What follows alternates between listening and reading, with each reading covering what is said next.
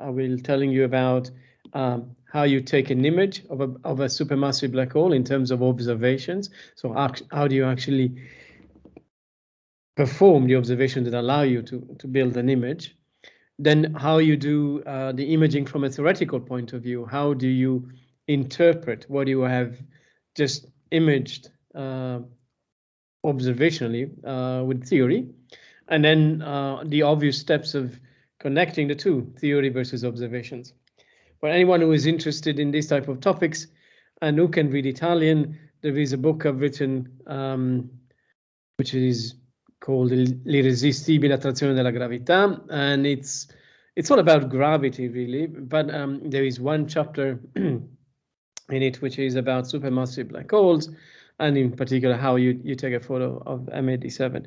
If you don't speak Italian, there is a German version, and there's going to be soon an English version. So just wait if that's what you're interested in. So let's first see what is the problem here. So by the way, just stop me anytime you have a question, and that would also make sure that I'm not speaking to my computer only, because right now I don't know if you are online or not. So can you hear me well? Yes, very well. Very good. So let's first understand what is the problem here. The first problem is that black holes are the most compact objects known. In fact, you can produce a black hole because you have compressed in a very small region of space a lot of energy or a lot of matter. Just to give you an idea, if you want to produce a black hole out of the sun, which has a radius of 700,000 kilometers, you need to squeeze it to a radius of just 1.5 kilometers. 3 kilometers that would be the diameter. So as you can imagine, this is an extremely small volume. And so black holes are intrinsically small. The second problem is that black holes are at astronomical distances. They are enormously distant from us. And so if you take something which is very compact and you put it very far away, obviously it will look in the sky as a very small object. So we say that the projected size on the sky is extremely small, and yet has to be resolvable. You need to make observations so that you can see the features of this very small object. So the only solution you have to this problem is that you need supermassive black holes, because supermassive black holes are extremely massive, with a mass of millions, if not billions, of solar masses. And then they have to be sufficiently close, because being big is not enough. You have to have them sufficiently close to us so that we can, with the actual technology that we have the chance of seeing them. And when you impose these two constraints, that they are very large and sufficiently close to us, you find out that there are just a couple, maybe 3 candidates that work. All the others are either too far away or too small to be seen at present technology. So one of our targets, the first target, is the black hole in this galaxy, which is called M87. This is a very old galaxy. We know this because it's of elliptic type, and it's at the center of the Virgo cluster. It's about 60 million light years away. And we know that there is a mass in the center, which is of the order of, between 3 or 6 billion solar masses. We later on, with our observation, were able to actually constrain this to be really 6. This is the way the galaxy looks in the optical. So this is what you can see with a standard telescope. You can see there is this diffuse emission. This is typical of elliptical galaxies. And then there is this little jet that you can see here. It looks like a string of light. We know this is an ultra-relativistic jet of plasma moving almost at the speed of light. Now, if you imagine putting on glasses that allow you to see in the radio, that's what the galaxy would look like. It's very different, okay? First of all, you see that it is much bigger. The radio emission that you can see in wavelengths of a few centimeters is much bigger. And then you can use a technique, which I will explain a bit better later on, which allows you to actually zoom in the inner parts of this galaxy. And so what you can do, essentially, you are taking observations, radio observations at higher frequencies, or if you want smaller wavelengths, and then you can take a radio map of the core of this galaxy. The technique is called VLBI, and I'll explain later. But if you do use this technique, you can see that now you can zoom in the center of the galaxy, and you can see much better this jet I was mentioned. You can see it's very steady and then breaks up at very large distances. These are astronomical distances and scale, so these are really huge. And then with this technique, you can zoom in further in the inner parts, say over here, and you obtain something like this, and you can further zoom in this interior part, and you have a region like this. And astronomers have learned to study every single spot of these maps, these radio maps. And actually now you can see even movies of how this plasma is flowing over the years, because the timescale is years, along this jet.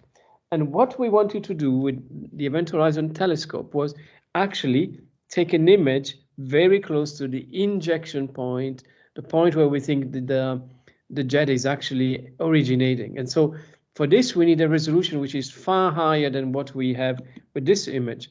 And just to give you an idea, this is the type of resolution that we need, 10 micron arc seconds. So how do you actually do this? Well, the idea is you take, so what I'll show you now is an animated realization of what we've done, okay? What you can see are radio telescopes in Chile. These are the ALMA telescope. They are all pointing in the Virgo cluster. So there is this Virgo constellation. There is a cluster of galaxies, a group of galaxies, and M87 is one of these galaxies. Is the biggest of these galaxies. And you first can go down with the standard telescopes, and then you see the galaxy as you would see it in the optical, and then you can go further deep down with the radio. So now we switch to radio, and what you see in the radio is this jet I was mentioning. And then with this technique, you can go deeper and deeper and deeper towards the center. And at the end of the day, what we've seen is this. Okay? And we believe that this is the first image of a black hole, and I'll try to explain why we come to this conclusion. So how was this accomplished? First of all, we need this technique. This technique is called VLBI. And it's based on this very simple formula that you have at the bottom here. I don't know why it is formatted like this, but it should be a ratio here. So the resolution, the ability to see a detail, is the ratio between the wavelength at which you make the observations. In this case, we know is 1.3 millimeters, because this is the radio wavelength that allows us to technologically, have the highest possible, and that allows us to go very deep down into the emission region. This is because other wavelengths are absorbed. They do not reach us because they are intercepted before by other matter. And then at the bottom, in order to have a high resolution, or actually you want to have this number being small, you want to have the denominator, which is as large as possible. And so, well, the idea is to build a telescope that is as big as the whole planet. So has a size which is of intercontinental distance. Of course, this is not a real telescope. You can't build it like that. But you can build a virtual telescope. And how do you do this? Well, the idea is you take a bunch of radio telescopes, which have these very high frequency receivers, but not particularly big. They are 30, 40, 50 meters radio telescope, and they are scattered across the planet. And then the idea is to put them together in this technique, which is called VLBI, very long baseline interferometry. And essentially, this technique makes an interferometric composition of the images between a telescope, say in Arizona, and a telescope idea why. And essentially, it is as if you had a telescope as large as the separation between Hawaii and Arizona. And now you may think this is, a bit funny or fishy. How is this possible? Well, this is possible because this technique relies on the ability of this telescope to receive exactly the same electromagnetic wavefront. So essentially, what you want is to receive radio waves. These radio waves are essentially plane waves as they arrive to us because they are coming from so far away. And you want to make sure that you are recording on your receiver not only the strength of the electric field. If you remember, electromagnetic waves are variations of the electric and magnetic field. So not only want to record the variations of the electric field, but you also want to measure very accurately the time of arrival of this front. When you do this, then you can compare the signals between two telescopes. And of course, very high precision clocks. You need atomic clocks in each of these telescopes. Only then you can possibly do this radio interferometry. And why do you have more than just two? Well, the point is that you scattered the whole planet with these telescopes, and you can have many different triangulations possible between different telescopes. And these all have different baselines. And having different baselines allows you to have different details because you are reconstructing an image out of this baseline. Furthermore, it's useful because the Earth rotates. And this means that if you're looking at a specific source, then this telescope will be the first one to see it, together with the one on the South Pole. But then at one point, as the Earth rotates, this telescope will no longer see the source. But then there are other telescopes on the American continent who can see the source. And so essentially you have a much longer window in time over which you can record the data. So that's what we've done. In 2017, we've sent, the Event Horizon Telescope has sent teams in different sites. You can see there is in Mexico, there is in Chile, there is in South Pole, Hawaii, Arizona, and Spain. And if you look at this photo, you will see that everybody is smiling. And there is a very good reason why that is so. Everybody is smiling because the weather was good. So this is a bit of a paradox. Essentially, you are trying to capture light that was emitted 55 million years ago, that therefore has traveled for 50 million light years, and yet it's sufficient that there is a cloud 10 kilometers above the telescope, and that cloud will absorb through its water vapor all of the information because the radio waves will be absorbed and the telescope doesn't see anything. So having good weather is an essential ingredient because water vapor is the worst enemy of radio waves at these frequencies. And then in 2 years later, we published the results. This is the day after we published the results. So you can see this image is on the first, on the front page of essentially all of newspapers across the world. And this is, interesting also because it gave the opportunity to social media who picked up this image to make a lot of humor. And as you can see here, this is a number of inspiring, comics that have come out of this. So just to give you an idea, this is the solar system. So this is the sun. This is the orbit of Pluto, the outermost planet. This is the position of Voyager. This is a satellite that we have sent, 30 years ago, and is still traveling and has gone so far out. This is the most distant human-built object in the space. And you can see this is just as barely touching the edge of this light ring. So this is just to give you an idea that the sizes we're talking about are enormous because these are astronomical objects, and this is a very massive black hole, one of the largest we know. So let's go again through observations. I was explaining about how you can have different baselines with different telescopes. These information you can transform in terms of a Fourier transform in 2 dimensions into tracks in this space, Fourier space of the visibility. So you can see that different baseline of different colors, and each baseline sets a point, and then as the Earth rotates, you have that this point becomes an arc. You are, I think most of you are engineers, so you must have seen something like the Fourier transform. So essentially the visibility is nothing else but the 2-dimensional Fourier transform of the intensity I in terms of these, which are the projected positions in the sky. And on the basis of this information that you've collected, so in base of the Fourier transform, you can then reconstruct an image in the image space. So this is Fourier space, this is the image space. And of course, you would like to fill this space as completely as possible, but you can't because you have a finite number of telescopes and they observe for a finite amount of time. That is why your image will always be subject to some noise. So this gives you, and of course, if you integrate for longer times, say after the whole day, then your tracks have become longer and your image has become finer in details.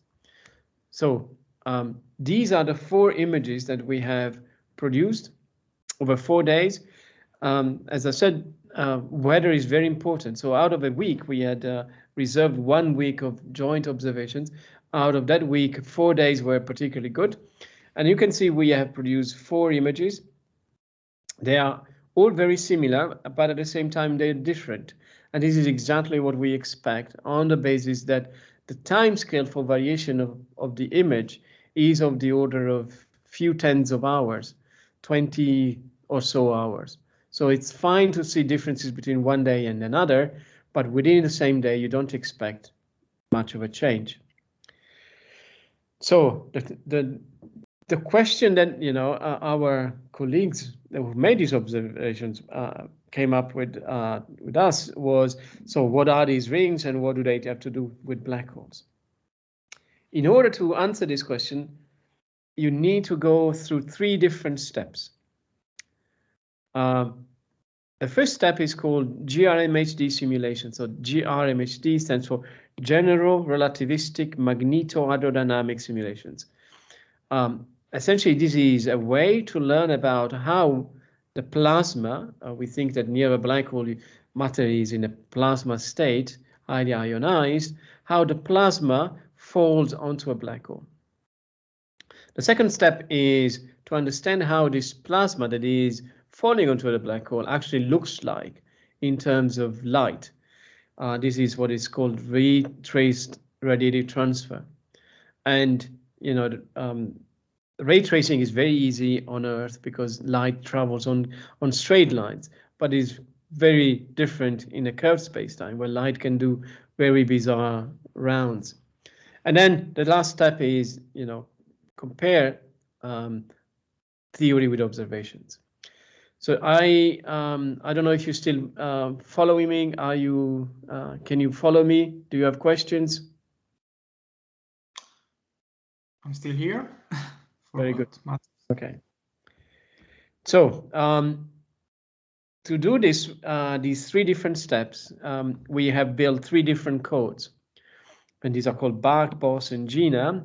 And the funding for doing this came from a very generous grant from the European Research Council, which is called Black Hole CAM, that gave myself and my 2 colleagues, Heino Falke and Michael Kramer, 14 million euros over 6 years to do this problem. And the real, heroes of this story are these people here that are now, no longer in Frankfurt. This is where I work, but they moved to different positions across the world, and they are the ones who have done most of the actual coding and analysis. So the set of equations that we solve is the following one. Maybe this is excessively technical for you, but these are equations that conserve energy and momentum, rest mass. We need an equation of state. We need Maxwell equations, and the energy momentum tensor that enters here. This is the composition of all the components, fluid component, electromagnetic components, and so on. And these equations need to be solved in curved spacetimes. This is a covariant derivative. It's a special type of derivative that you need to use when your spacetime is curved. And you need to do this in three spatial dimensions, and of course in time. So this is not very different if you have familiarity with the solution of the hydrodynamic equations for, say, weather forecast. The equations have similar properties. They're also partial differential equations of a hyperbolic type, but of course, these are definitely more complex. And then you need an additional piece, which is the one I was mentioning about the light. This is the generativistic radiative transfer, and it's essentially a Boltzmann equation that you need to solve for the intensity of the radiation. Okay, so setting aside the technical details, let's try and understand what happens to the dynamics of the plasma in a typical GRMHD simulation. So what I'm showing you here, and I hope you can see, is the result of a numerical simulation showing a torus of plasma accreting onto the black hole. The black hole is this shown here with this event horizon as a sphere, and in red and yellow, I'm showing you the density of the plasma, rest mass density, and in blue-white, I'm showing you the magnetization. So this is, strictly speaking, the ratio between the energy density in the magnetic field and in the rest mass. So where is blue, you can imagine there is a lot of very strong magnetic field and very little matter. And as you can see, the dynamics of the plasma is far from being simple. It's actually quite turbulent. There are times where there is a lot of accretion, times where less accretion. This is the orientation at which we think we are seeing M87. And as you now, if you can imagine of wearing glasses that allow you to see in the radio, this is what you would see in the radio. So this is the radio emission coming from that very same distribution of plasma. It looks like a ring, but actually it's more complex. If you were to go around this ring, you would see that it's far more complex than a simple ring. And I will explain why light looks so strange. And if you take into account the fact that you are observing with finite telescopes, that's the kind of image you would see. You would see an image which is blurred, which is flickering in time, and the time scale for the flickering, as I said, is of order of days. And this is what we've seen. Okay, so as you can already learn at this point, there is quite a lot that we can explain in terms of why this image looks like that.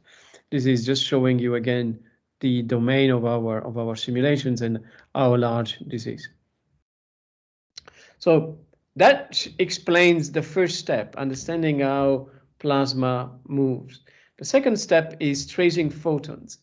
So this ray tracing problem I was mentioning, and this is not easy. Suppose that you have a black hole and that you have a thin disk of matter which is emitting light, and that you want to take a photo at a given inclination. So this is your photographic plate.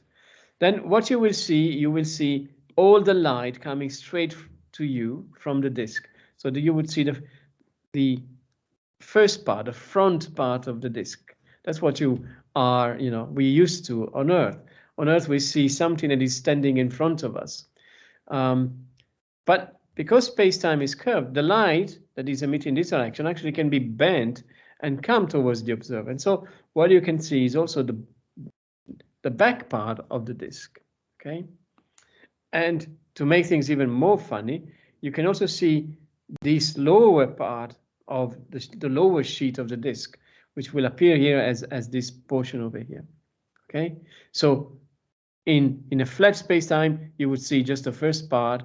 In a curved space-time, you can see much more. It is a little bit if you, instead of just seeing my face, you would also be seeing my back, because somehow light from my back can reach you.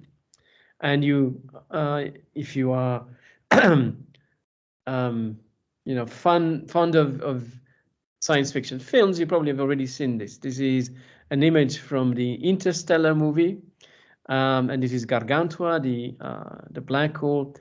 And now I hope you can understand why this image looks like this. What you're seeing here is the first portion of the disk, the portion of the disk behind the black hole. This is behind the black hole, and this is the lower part of the disk. So in this case, the image was rather realistic. It's not perfectly realistic. There are a couple of problems. And also what you can see here is what is called the light ring. This is a very thin ring of light where a lot of light is concentrated. One lesson that you can learn from all of what I said now is if you have to hide, don't go behind a black hole. That will not help. You will be seen.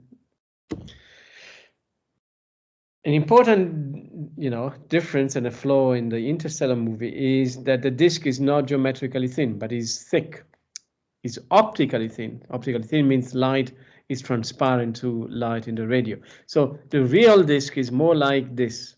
And here I'm just taking the very same disk, and I'm just rotating it. Or if you want, I am rotating around the disk. So you can see what it looks like. And what you can learn is that if it is, you're seeing it exactly face on, it's perfectly symmetric. But if it is not, then there is always one portion of the disk which is brighter than the other. And the reason for this is simple. That part of the disk is coming towards you. So there is a Doppler effect. It is called a Doppler boosting because the intensity of light is actually increased. So you can imagine then that this explains why, in general, what we see in the image, there is always one portion of the ring which has to be brighter. This is simply because of amplification through Doppler. Let me clarify a few aspects of this image, okay? This is the upper sheet behind a black hole. This is the lower sheet behind a black hole. This is the boosted emission that I was mentioning, and this is the light ring emission I was mentioning. So, of course, in the Interstellar movie, this is also easier and simpler to see, but that's because it's an approximation. So, and what are these black regions here? Well, we call these the shadow.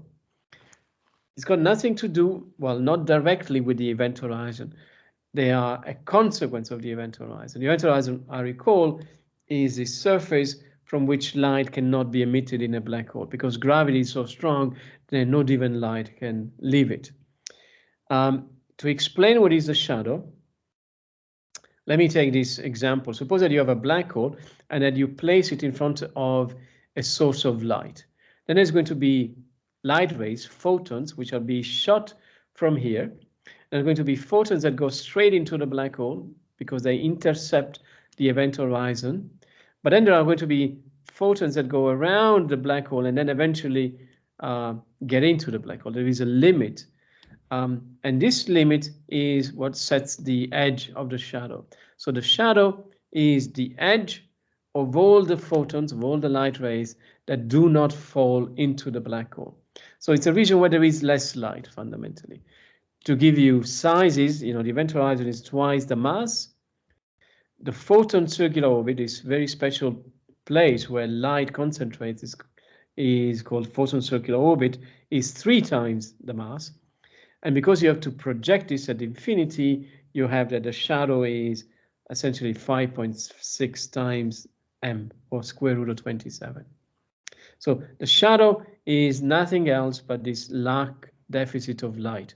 And it's not perfectly dark. The reason being that if you take a photon here and you shoot it towards the black hole, then of course this will go around towards the black hole. But if you shoot it toward the observer, then this will reach the observer. So there is no problem for a photon emitted here to come and reach us at large distances. The shape of the shadow is very important and depends on the spin. So if the spin of the black hole is 0 and is a non-rotating black hole, then it is perfectly circular. But if it is rotating, like in this example, then there's going to be one region which is different from the other one. This is an asymmetry introduced by a relativistic effect, which is called frame dragging. And so by knowing what is the shape, if we were able to trace very, very accurately the shape of the shadow, we would be able to tell, what is the spin of the black hole. So as a theorist, because we don't know what is the black hole in M87, we have to go through all the possibilities. And this means a very large space of parameter. We had to consider different black hole mass and spin. We had to consider black holes in other theories of gravity. We had to consider alternatives to black holes, maybe something that doesn't have an horizon or a surface. Then we had to think about different properties of the plasma. We know that the accretion must come through disk accretion, but there are different disk accretions, and you can either have what we call sane accretion or standard accretion, or MAD, or that is magnetically arrested disk. The first one, the disks are thinner and the jets are also slimmer. In the second one, you have thicker disks and broader jets. And then we have to play with the properties of light. We don't know exactly what are the physical conditions near a black hole. It's not like on Earth that you can say, okay, I know what are the temperature and densities everywhere, and I can tell you how much light you are supposed to get. We don't know this, so we have to come with some model for the emission, which I will explain. So if you want to know what produces light in the radio band at 1.3 millimeters, essentially there is one process only, and this is synchrotron emission. This is synchrotron emission. So this is the emission, if you remember, or if you never heard about this, this is the light that electrons produce when they are moving at very relativistic speeds around magnetic field lines. And in order to know what is the property of the light, how much light there is at a given frequency, you need to know the energy distribution of the electrons. And this is essentially undetermined in our simulation, because our simulations study essentially the bulk of the fluid, that is the heavy parts of the fluid, which are the ions. The ions are tens of thousands of times more heavy than electrons. And so that's where the inertia is. So we need to know at the temperature of the energy distribution. And what we can say as a first approximation, that this is a thermal distribution. So it's a simple Maxwellian. This is not quite a Maxwellian because it is relativistic, so it's called a Maxwellian-Hüttner. And then we relate the temperature of the electrons to the temperature of the ions, for which we have our simulations inform us, in terms of a simple formula like this one here, where beta is what is called the plasma parameter, is the ratio between gas pressure and magnetic pressure. And you have that this formula allows you essentially to, through this coefficient here, Rhi, to put cold electrons at I beta, that is in the disk, and hotter, that is at low beta in the jet. And then you can play with this coefficient here to have to decide how much you put light into the jet or into the disk. Okay, so it's a very general way of modeling the emission, which is the result of the fact that we don't know any better. And this is quite crude, but actually, if you try and do something more sophisticated, where you have a better understanding of the plasma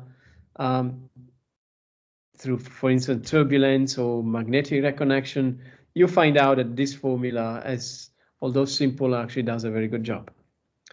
So then, because of this very large space of parameters, we had to do a lot of simulations, 50 high resolution simulations, and about half of them were done in my group in Frankfurt.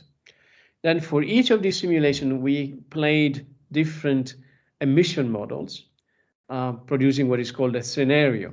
And so in this way, we produced 400 different scenarios.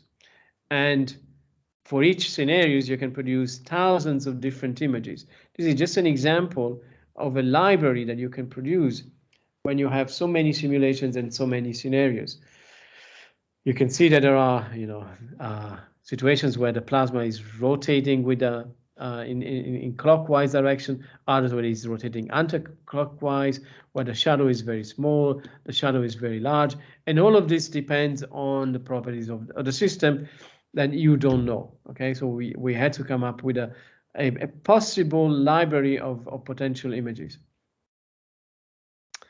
If you ask where are the photons actually being produced, this is a very difficult question, because what we obtain is the final image.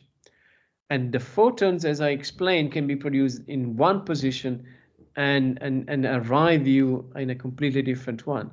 So this is an example where I'm showing you, this is the black hole, and this is a rotating black hole. So this is the equivalent of this light ring. This is you have to imagine this is the observer direction, line of sight, and this is a sane simulation where this coefficient is 10, and this is what this coefficient is 160, the hardest value. And you can see how, depending on the value of this, you can have either that most of the light comes from the disk and you don't see the jet, or comes mostly from the jet and you don't see the disk. So this is exactly the same simulation, exactly the same time, exactly the same thermodynamical conditions, but depending on how you place the emission, you can change this.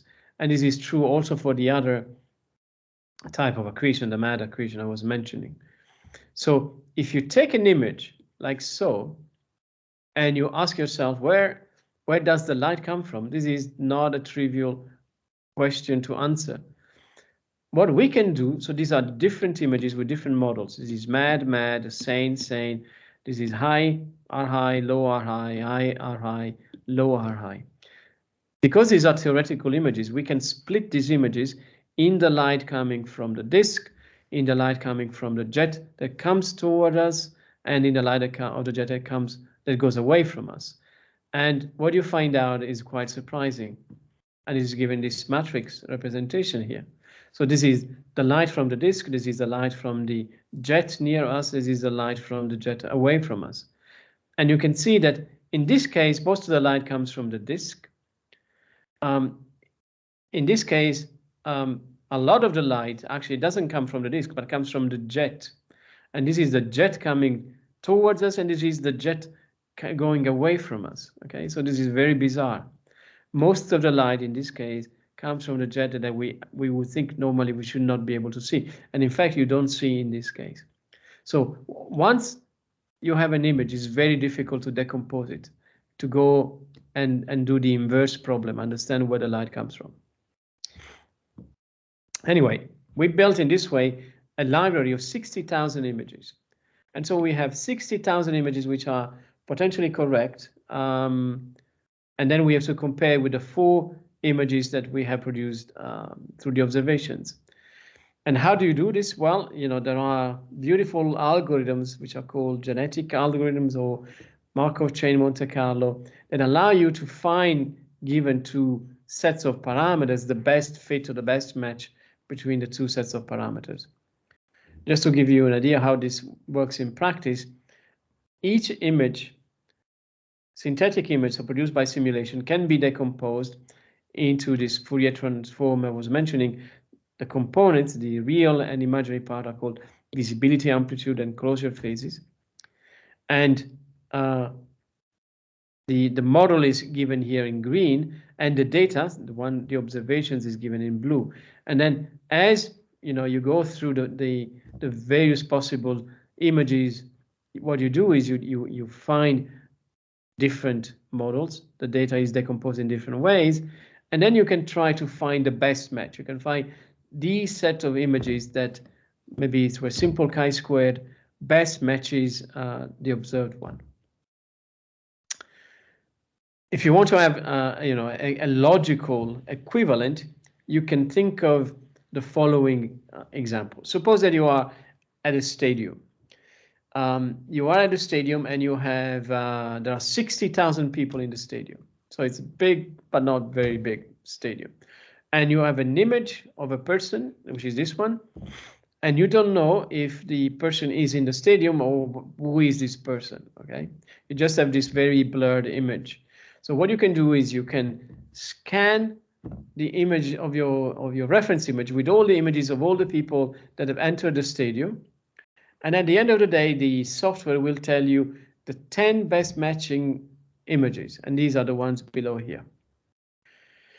So what you find out from this example is that although you don't know whether the person is there, you have a certain probability that this person is matched by one of these. And actually the probability is not very high. But you can, and so you conclude that this person is not in the stadium. At the same time, you can conclude that this person, although you don't know the properties of this person, you know that this person very likely is a woman, because all of the best matches are women, and that this woman has long hair, because all of the women who have best match are also with long hair. So it's not a man with long hair, is actually a woman with long hair. Although this is not a full piece of information, it's already a lot of information. In the case of the first image of a black hole, this is a lot of new information because we never had this information before. So just to give you an idea how this works, this is the observations, this is the theoretical model. As you can see, the match is extremely good. Okay, this is an image coming out of a simulation, so we know everything about this property. We know the mass of this black hole, where the electrons are produced, and how strong their emission is, and so on. So you think because we are able to get such a good match, we know everything about a black hole. Well, unfortunately not. The reason is that there is degeneracy. There are multiple images that match equally well. Just like in the example before, there are more than one woman that matches our image, and yet they are different women. And here is the same. These images are matching equally well the observations, but they correspond to completely different black holes. This is a black hole which is counter-rotating. This is a black hole that is not rotating at all. This is a black hole which is co-rotating and very rapidly rotating. So this is both good and bad. It's good because it tells you that your results are very robust, no matter what what type of black hole it is. You know that it is a black hole. Just like no matter which woman the software selected, we know it is a woman. On the other hand, it's bad because we don't know we're not sensitive to the spin of the black hole. The black hole spin cannot be deduced from these images. Okay, so what's next? Well, there are a number of directions that the AST is exploring to learn more about the supermassive black hole. One of them is polarization. So the light, besides the intensity, how much light is at a given point, you can also study the polarization. And the polarization is the result of magnetic field. And so by learning about the degree of polarization, you can learn about the magnetic field structure, whether or not you have a jet and what it looks like. And this was released last year. We are also looking at the other supermassive black hole in our galaxy, which is called Sagittarius A star. And we hope to provide you the results before the summer. And we want to improve the resolution of our images. If you remember the formula, you need higher frequency or more telescopes. And in a future which is a bit longer, then we're also planning for space missions where satellites hosting radio telescope can have enormous separations, and this will allow us to see very fine details of the image. So let me come to my conclusions. I've explained how this project Black Hole Cam has covered all of the aspects that have to do with the analysis of these images. We have studied accretion on two black holes in very great detail and essentially explored some scenarios we had not seen before. The EHT has given evidence about the existence of supermassive black holes and has really boosted our understanding of strong gravity. And personally, I find that the most important aspect of these observations is that they have transformed the event horizon from a concept, something that is fully mathematical, I write on the blackboard when I teach general relativity, over to a testable object, something that you can test because you can make measurements. And this is the very first step of the scientific methods. the ability to make a measurement, and with this measurement to establish whether certain theories are right or wrong. So it's a very first step of the scientific method, and therefore, in my view, the most important one. I will stop here. I was planning for 45 minutes, and I hope you have questions about what I've just presented. Thank you for the presentation. It was really outstanding, and looking forward to the telescope made with the satellites to further increase the resolution. And then if the participants have a question, but I will break the ice with a question myself. Maybe it's a stupid question, or maybe you already answered to that, but having a single image of a black hole, is there the risk of overfitting of the parameters that we have to find? Well, you know, I think you use a different language than mine. Overfitting, I say, there is a degeneracy. Yes. So essentially, there are more parameters that fit the same image, and that is why we are insensitive to certain aspects, to the spin, for instance. Yeah. How do you solve this? Well, you take more images. If you take more images at different times, then the hope is that you will see different features. Maybe the position where the brightest spot is will change, and you will see also the effect of variability. These images are not static. They vary, and by seeing the variations, the hope is that you can start removing certain degeneracy, some certain biases. Okay, clear. From the audience, if there are any questions, you can activate your microphone or type them in the chat.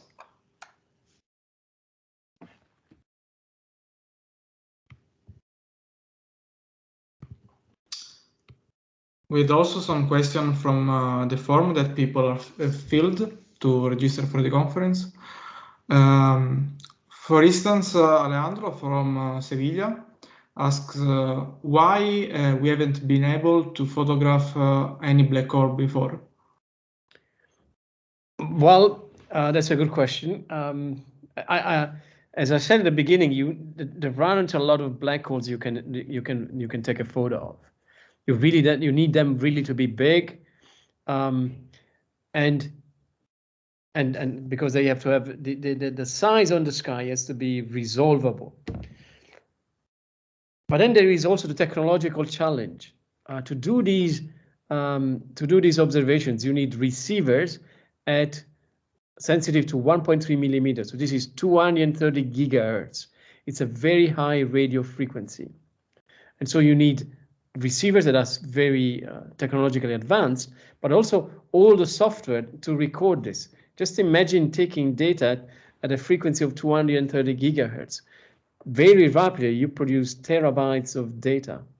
And this is one of the problems, because normally these telescopes are in very remote areas, because you want to take the best geographical conditions so that you have perfect visibility. So you have very arid areas, deserts normally, or very high altitude, and the South Pole surprisingly is very dry.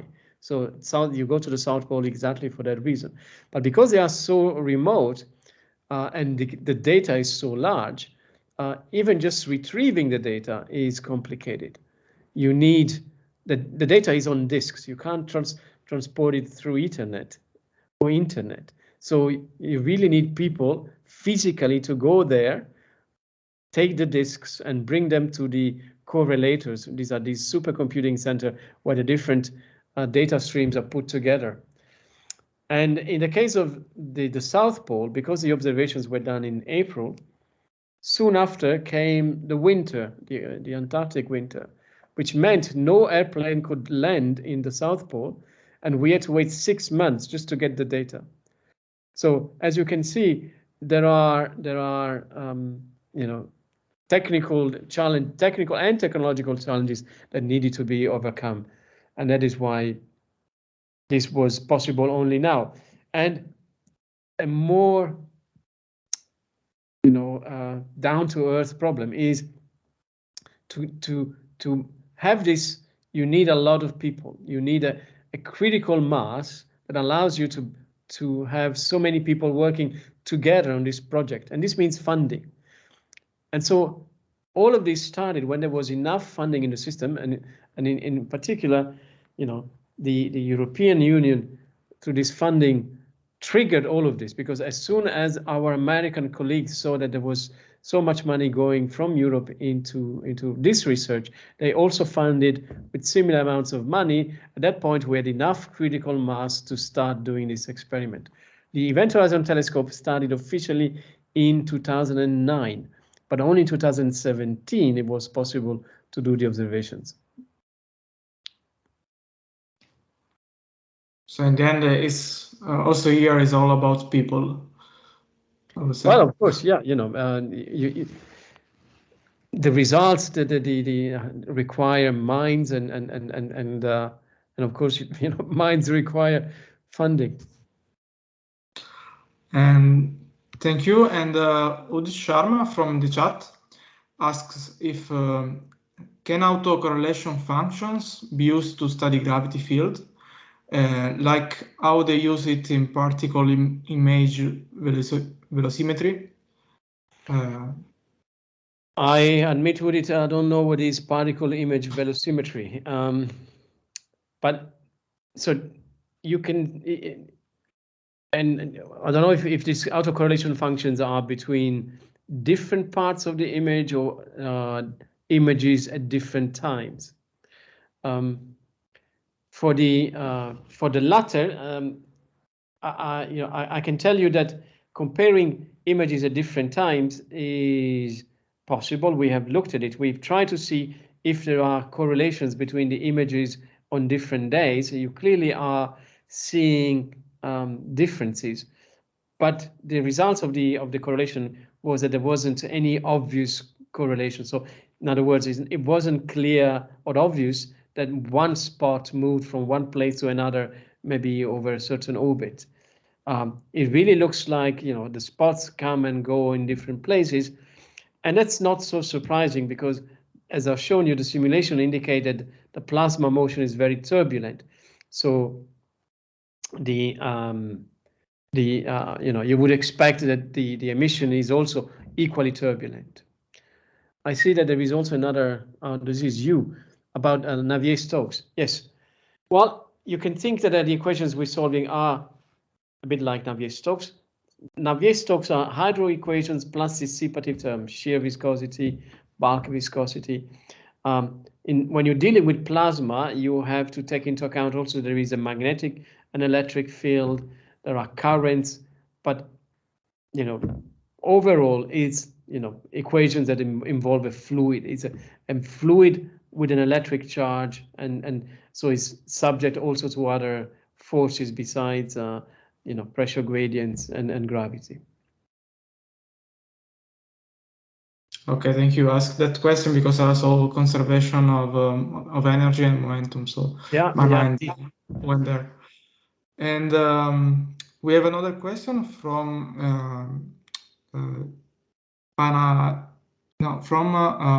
Stamatis from Patras that asked what amount of computing power did it take to capture the image of the black hole? That's also a good question. So there is computing power needed to put together these images, the observational data. So the data is enormous. I think we had something like 15 petabytes of data, and they all go to a supercomputer, and this supercomputer works for like a couple of months just to put all the different data streams together.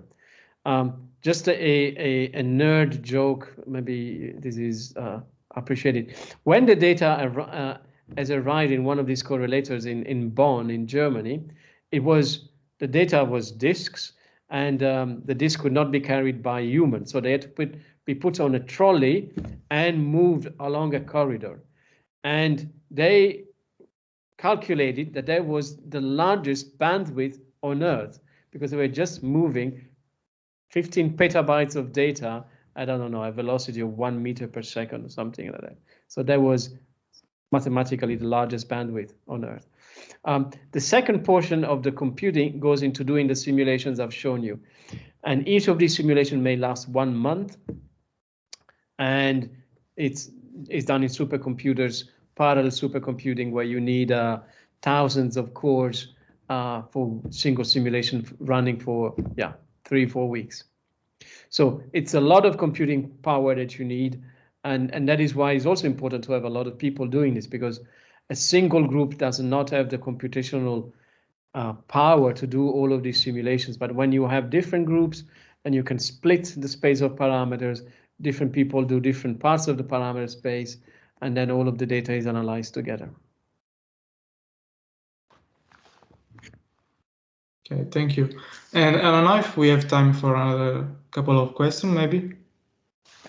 Sure. Okay. There are a lot of names from different countries, so it's difficult for me.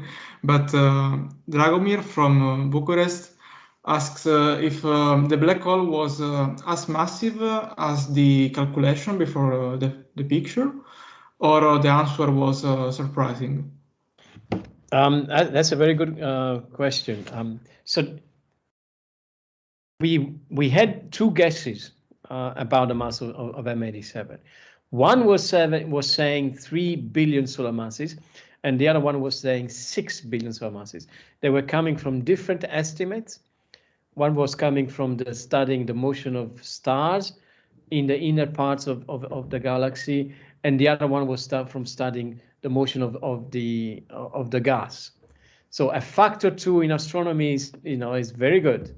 But then we found out that our image was inconsistent with 3 billion solar masses and had to be 6. In fact, we measured 6.5 billion solar masses. So although so our measurement confirms one of the two previous measurements of the mass. And it's good that it is more massive. And here is where, we've been lucky. More massive means it's bigger.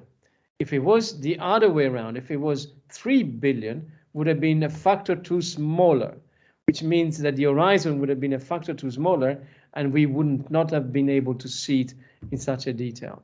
So it was a bit of a gamble, because the resolution is the one that the telescopes give you. So you can't change that. Once you have an observation, that's your resolution.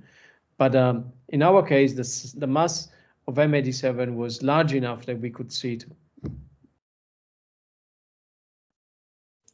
Okay, thank you. And maybe one final question. Domenico from Pisa asks how difficult it was to clean the signal from the noise.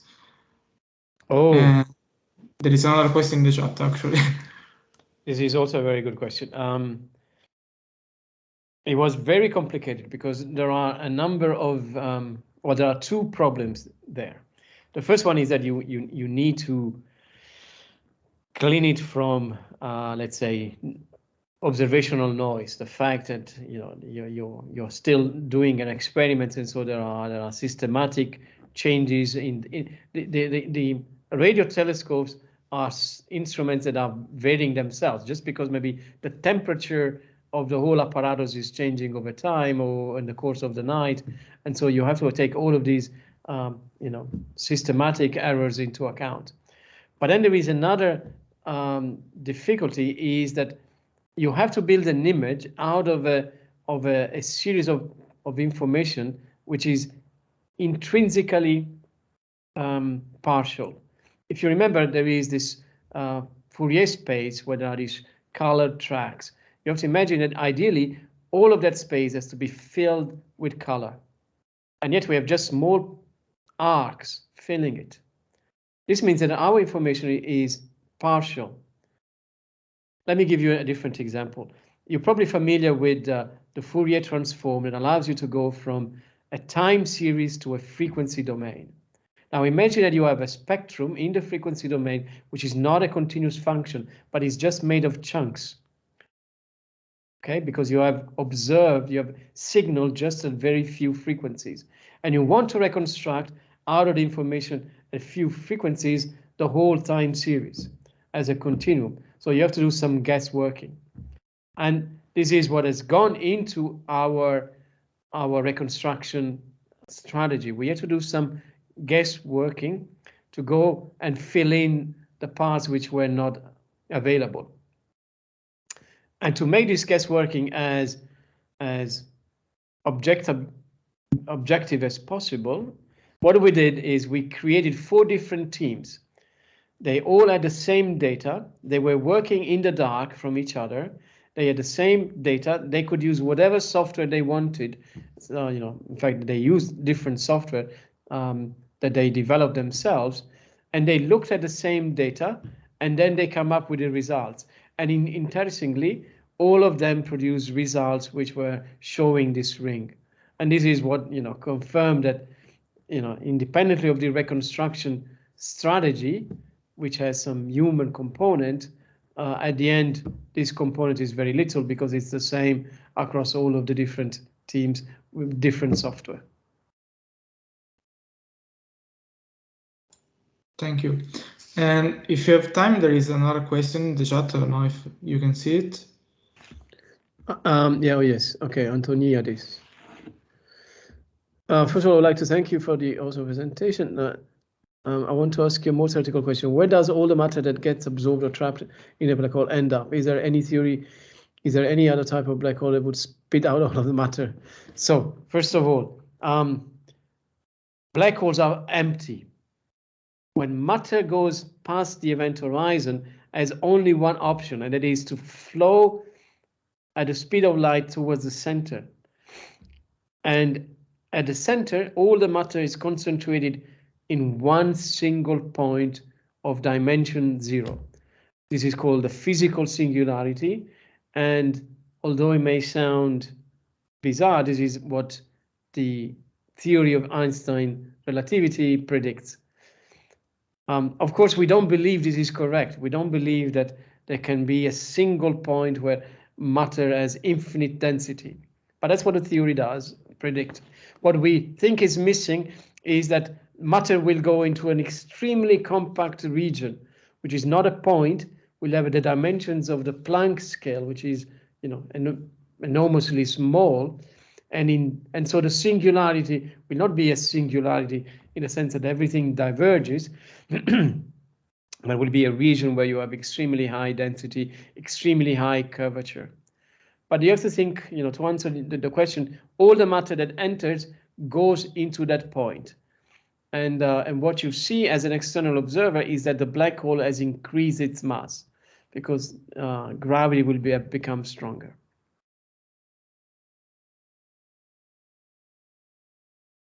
Thank you. This last question, I think, it is a question that everyone asks, since it's indeed weird that a lot of matter is condensed in one point. Thank you again, Professor. I think that everyone enjoyed this conference, and yeah, I will say hi to everybody. Have a good evening. Okay. Thank you all for having me here, for listening, and I hope you have appreciated or have enjoyed this presentation.